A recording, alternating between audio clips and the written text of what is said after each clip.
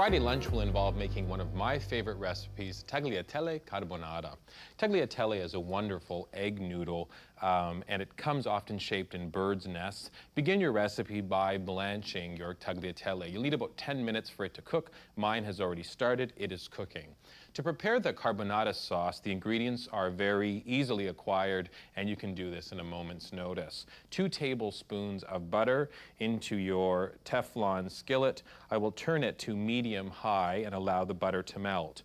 While the butter is melting, I need to chop up some bacon. I use a strip bacon from my favorite grocery store. You can also get a little fancy and use pancetta. If you want to make an authentic carbonara, you do want to try to use the pancetta. Now, there is some fat on the bacon. That's okay to leave it on, and we're just going to chop up the bacon. The larger the pieces, I find, the more enjoyable the taste. So the bacon is chopped, and ultimately you're going to need about 5 ounces of chopped bacon. Let's get this butter moving around the pan.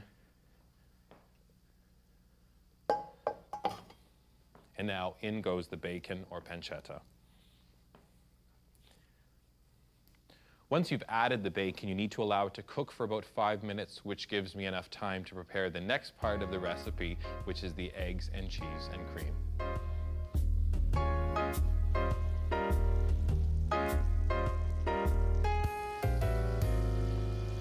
You're going to need 3 whole eggs for this, as well as 4 egg yolks. So crack your eggs into a bowl and then separate the eggs. Add the 4 yolks into this bowl. Put your egg whites in here. Leslie will appreciate this. I'm suggesting you put your egg whites in the fridge. Tomorrow morning, hey, it's Saturday, have a nice egg white omelet. So you've got the eggs in a bowl. You need to add 3/4 of a cup of whipping cream. This is not the low-calorie recipe of our week, but I figure after all this hard work, when it comes to Friday, it's time to splurge. Now that you've got your eggs, egg yolks, and cream in the bowl, give it a whisk, and you're looking for a nice, brilliant yellow color, and you can whisk this up. The pancetta is cooking. My noodles are almost cooked al dente, and you will be amazed at how quickly this entire recipe comes together.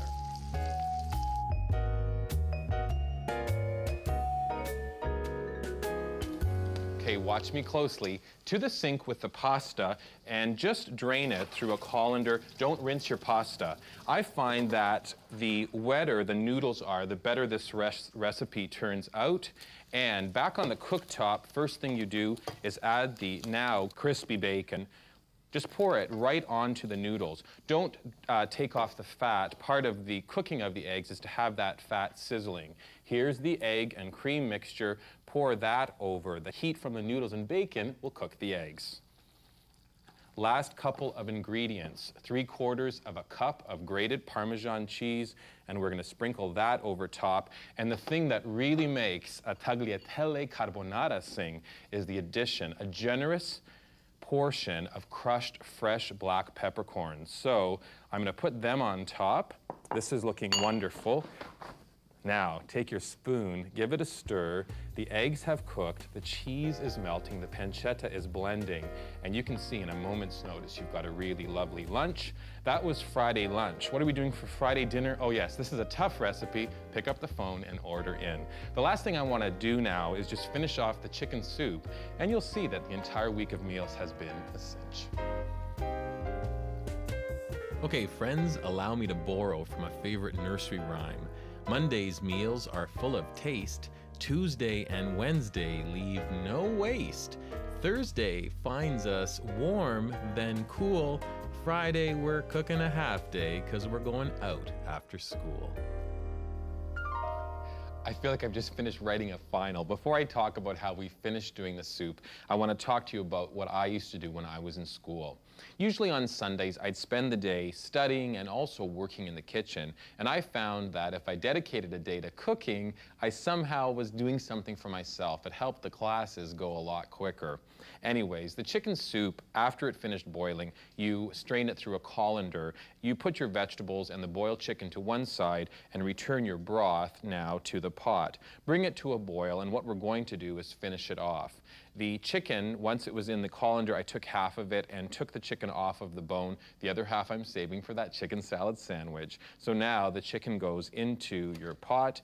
And I'm going to add some raw vegetables, and this is up to you. I'm doing carrots, celery, parsnips, potatoes. You can also add peas, corn, cabbage, virtually any vegetable you like to enjoy. I've also done fennel, and fennel really adds a nice flavor to a soup.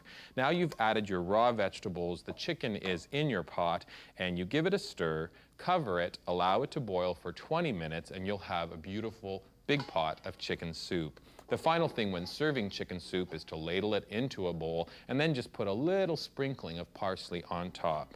Okay, class, listen up. In a moment, I'll recap everything we've done and how we've stretched that one shopping trip to the grocery store into 9 wonderful meals.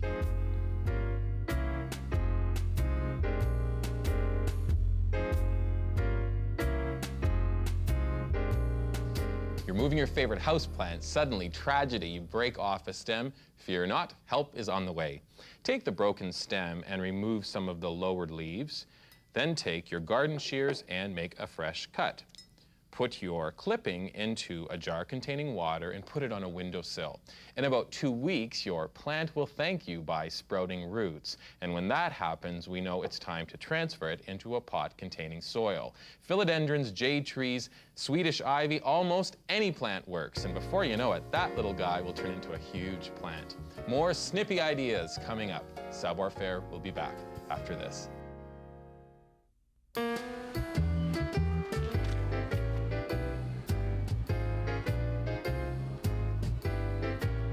A review of Homestretch. Here we go.